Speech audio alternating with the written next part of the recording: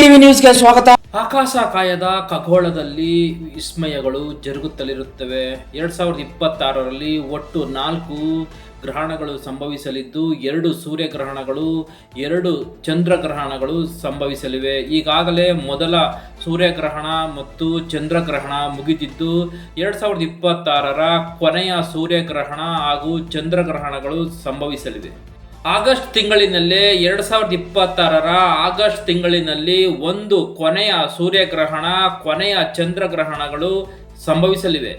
ಈಗಾಗಲೇ ವೀಕ್ಷಕರೇ, ನೀವು ನೋಡುತ್ತಿರುವ ದೃಶ್ಯಗಳು ಇವು ಸೂರ್ಯಗ್ರಹಣ ಮತ್ತು ಚಂದ್ರಗ್ರಹಣಗಳಾಗಿದ್ದು, ಆಗಸ್ಟ್ ತಿಂಗಳಿನಲ್ಲಿ ಒಂದು ಕೊನೆಯ ಸೂರ್ಯಗ್ರಹಣ ಮತ್ತು ಚಂದ್ರಗ್ರಹಣ ಸಂಭವಿಸಲಿವೆ. ಆಗಸ್ಟ್ 12ರಂದು ಸೂರ್ಯಗ್ರಹಣ ಸಂಭವಿಸಲಿದೆ.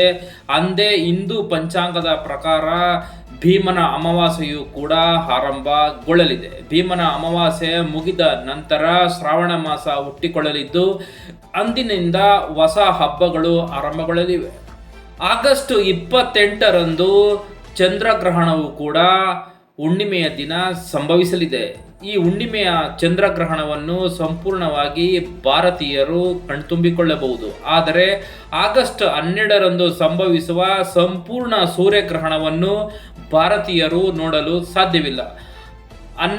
ಆಗಸ್ಟ್ 12ರಂದೇ ಭೀಮನ ಅಮಾವಾಸ್ಯೆಯು ಕೂಡ ಸಂಭವಿಸುವ ಹಿನ್ನೆಲೆಯಲ್ಲಿ ಸೂರ್ಯಗ್ರಹಣವು ಯಶಸ್ವಿಯಾಗಿ ನಡೆಯಲಿದೆ.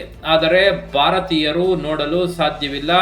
ಈ ವಿಶೇಷ ಸಂಪೂರ್ಣ ಸೂರ್ಯಗ್ರಹಣವನ್ನು ವಿಶೇಷವಾಗಿ ಗ್ರೀನ್ಲ್ಯಾಂಡ್ ಮತ್ತು ಐಸ್ಲ್ಯಾಂಡ್ ಹಾಗೂ ಸ್ಪೇನ್, ರಷ್ಯಾ ಸೇರಿದಂತೆ ಹಲವು ದೇಶಗಳು ಸೂರ್ಯಗ್ರಹಣವನ್ನು ನೋಡಬಹುದಾಗಿದೆ. ಸೂರ್ಯಗ್ರಹಣ ಮುಗಿದ 15ನೇ ದಿನಕ್ಕೆ ಅಂದರೆ ಆಗಸ್ಟ್ 27 ಮತ್ತು 28ರಂದು ಚಂದ್ರಗ್ರಹಣವು ಕೂಡ ಸಂಭವಿಸಲಿದೆ. ಅಂದರೆ ಒಂದೇ ತಿಂಗಳಿನಲ್ಲಿ ಕೊನೆಯ ಸೂರ್ಯಗ್ರಹಣ, ಕೊನೆಯ ಚಂದ್ರಗ್ರಹಣ ಮುಗಿಯಲಿದೆ. 2026ರ ಗ್ರಹಣಗಳು ಸಂಪೂರ್ಣವಾಗಿ ಮುಗಿಯಲಿವೆ. ವೀಕ್ಷಕರೇ, ಸೂರ್ಯಗ್ರಹಣ ಮತ್ತು ಚಂದ್ರಗ್ರಹಣವು ಇವು ಆಕಾಶ ಕಾಯದಲ್ಲಿ ನಿರಂತರವಾಗಿ ನಡೆಯುತ್ತಿರುತ್ತವೆ. ನಾವು ಭೂಮಿಯ ಮೇಲೆ ನಿಂತು ನೋಡುವಾಗ ಈ 2 ಗ್ರಹಣಗಳನ್ನು ಮಾತ್ರ ನಾವು ವೀಕ್ಷಿಸಬಹುದಾಗಿದೆ.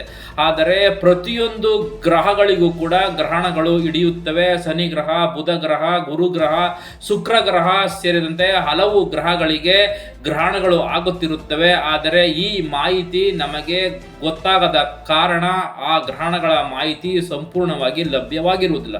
ಆದರೆ ಸೂರ್ಯಗ್ರಹಣ, ಚಂದ್ರಗ್ರಹಣಗಳು ಮಾತ್ರ ನಿರಂತರವಾಗಿ ಪ್ರತಿ ವರ್ಷ 3 ಬಾರಿ 4 ಬಾರಿ ಸೂರ್ಯಗ್ರಹಣ, ಚಂದ್ರಗ್ರಹಣಗಳು ಸಂಭವಿಸುತ್ತಿರುತ್ತವೆ. ವೀಕ್ಷಕರೇ, ವಿದ್ಯಾರ್ಥಿಗಳಿಗಾಗಿ ಈ ಗ್ರಹಣಗಳನ್ನು ತಿಳಿಸಿ 9ನೇ ತರಗತಿ 10ನೇ ತರಗತಿ ವಿದ್ಯಾರ್ಥಿಗಳಿಗೆ ಅಂಕಗಳು ಕೂಡ ಬರುತ್ತವೆ.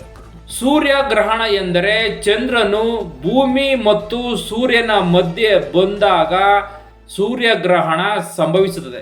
ಚಂದ್ರಗ್ರಹಣ ಎಂದರೆ ಭೂಮಿಯು ಸೂರ್ಯ ಮತ್ತು ಚಂದ್ರನ ಮಧ್ಯಭಾಗ ಬಂದಾಗ ಭೂಮಿಯ ಮೇಲೆ ನೆರಳು ಉಂಟಾಗುತ್ತದೆ. ಇದರಿಂದಲೇ ಇದನ್ನು ಚಂದ್ರಗ್ರಹಣ ಎನ್ನುತ್ತೇವೆ. ಚಂದ್ರಗ್ರಹಣವನ್ನು ಯಾವಾಗಲೂ ನಾವು ಬರಿಗಣ್ಣಿನಿಂದ ನೋಡಬಹುದು. ರಾತ್ರಿಯ ವೇಳೆ ಸಂಭವಿಸುತ್ತದೆ. ಇದು ಬ್ಲಡ್ ಮೂನ್, ಬ್ಲೂ ಮೂನ್ ಎಂದು ಹೆಸರುಗಳನ್ನು ಕೂಡ ಕರೆಯುತ್ತಾರೆ. ಆದರೆ ಸೂರ್ಯಗ್ರಹಣ ಮಾತ್ರ ಯಾವಾಗಲೂ ಅಮಾವಾಸ್ಯೆಯ ದಿನ ಆಗುವುದರಿಂದ ಹಗಲಿನ ವೇಳೆಯಲ್ಲಿ ಸೂರ್ಯಗ್ರಹಣವನ್ನು ನೋಡಲು ಸಾಧ್ಯವಿದೆ. ಆದರೆ ಭಾರತ ದೇಶದಲ್ಲಿ ಈ ಗ್ರಹಣಗಳನ್ನು ನೋಡಲು ಸಾಧ್ಯವಿಲ್ಲ. ವೀಕ್ಷಕರಿಗೆ ಮತ್ತೊಮ್ಮೆ ಇನ್ನೊಂದು ಮಾಹಿತಿಯನ್ನು ಪ್ರದರ್ಶನ ಮಾಡುತ್ತಿದ್ದೇವೆ. 2027ಕ್ಕೆ ಒಟ್ಟು 5 ಗ್ರಹಣಗಳು ಸಂಭವಿಸಲಿವೆ. 2 ಸೂರ್ಯಗ್ರಹಣಗಳು, 3 ಚಂದ್ರಗ್ರಹಣಗಳು ಯಶಸ್ವಿಯಾಗಿ ನಡೆಯಲಿವೆ.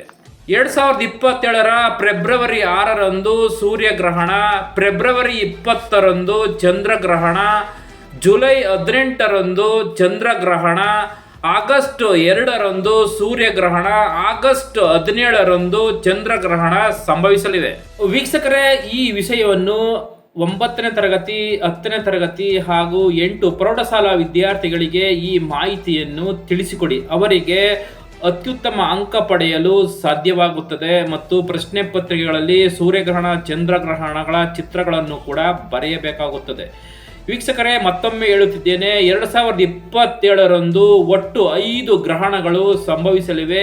2 ಸೂರ್ಯಗ್ರಹಣ, 3 ಚಂದ್ರಗ್ರಹಣ ಸಂಭವಿಸಲಿದ್ದು, ಫೆಬ್ರವರಿ 6ರಂದು ಸೂರ್ಯಗ್ರಹಣ ಸಂಭವಿಸಲಿದೆ. ಫೆಬ್ರವರಿ 20ರಂದು ಚಂದ್ರಗ್ರಹಣ ಸಂಭವಿಸಲಿವೆ. ಒಂದೇ ತಿಂಗಳಿನಲ್ಲಿ 2 ಗ್ರಹಣಗಳು ಮುಗಿಯುತ್ತವೆ.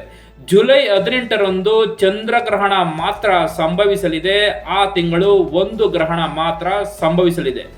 ಆಗಸ್ಟ್ 2ರಂದು ಸೂರ್ಯಗ್ರಹಣ ಸಂಭವಿಸಲಿದೆ, ಕೊನೆಯ ಸೂರ್ಯಗ್ರಹಣ. ಆಗಸ್ಟ್ 17ರಂದು ಚಂದ್ರಗ್ರಹಣ, ಕೊನೆಯ 3ನೇ ಚಂದ್ರಗ್ರಹಣವೂ ಕೂಡ ಸಂಭವಿಸಲಿದೆ. ಒಟ್ಟು 5 ಗ್ರಹಣಗಳು ಒಂದೇ ವರ್ಷದಲ್ಲಿ ಸಂಭವಿಸಲಿದ್ದು, ಈ ಕೌತುಕವನ್ನು ನೋಡಲು ಮರೆಯದಿರಿ. ಆದರೆ 2027ರಂದು ಸಂಭವಿಸುವ 2 ಸೂರ್ಯಗ್ರಹಣಗಳನ್ನು ಭಾರತೀಯರು ನೋಡಲು ಸಾಧ್ಯವಿಲ್ಲ. ಚಂದ್ರಗ್ರಹಣವನ್ನು ರಾತ್ರಿಯ ವೇಳೆ ನೋಡಬಹುದು. ಸುಮಾರು ಹಲವು ವರ್ಷಗಳ ಬಳಿಕ ಸೂರ್ಯಗ್ರಹಣಗಳನ್ನು ಭಾರತೀಯರು ನೋಡಲು ಸಾಧ್ಯವಿಲ್ಲ.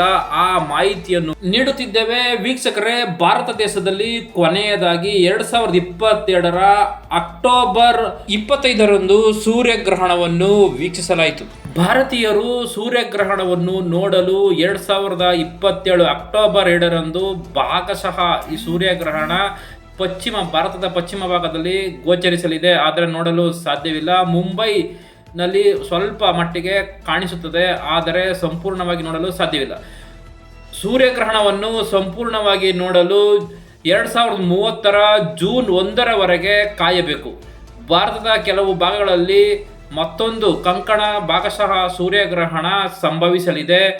ಜೂನ್ 1, 2030ರಂದು ಸಂಪೂರ್ಣ ಸೂರ್ಯಗ್ರಹಣವನ್ನು ಭಾರತ ದೇಶದಲ್ಲಿ ನೋಡಲು 2034ರವರೆಗೂ ಕಾಯಬೇಕಿದೆ. ಅಲ್ಲಿಯವರೆಗೆ ನೋಡಲು ಸಾಧ್ಯವಿಲ್ಲ.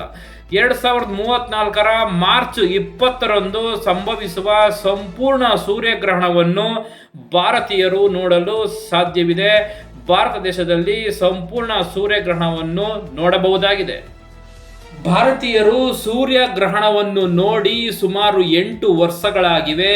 ಇಂದಿಗೆ 2026ರವರೆಗೆ ಸೂರ್ಯಗ್ರಹಣಗಳನ್ನು ನೋಡಲು ಸಾಧ್ಯವಿಲ್ಲ. 2034ಕ್ಕೆ ಸೂರ್ಯಗ್ರಹಣವನ್ನು ನೋಡಬಹುದಾಗಿದೆ. ಅಂದರೆ 8 ವರ್ಷಗಳ ಬಳಿಕ ಸೂರ್ಯಗ್ರಹಣವನ್ನು ನೋಡಬೇಕಾಗಿದೆ. 4 ವರ್ಷಗಳ ತನಕ ಸೂರ್ಯಗ್ರಹಣವನ್ನು ಭಾರತ ದೇಶದಲ್ಲಿ ನೋಡಲು ಸಾಧ್ಯವಿಲ್ಲ. 4 ವರ್ಷಗಳ ತನಕ ಕಾಯಬೇಕಿದೆ. 2034 ಮಾರ್ಚ್ 20ರಂದು ಸಂಭವಿಸುವ ಸಂಪೂರ್ಣ ಸೂರ್ಯಗ್ರಹಣವನ್ನು ಭಾರತ ದೇಶದಲ್ಲಿ ನೋಡಬಹುದಾಗಿದೆ.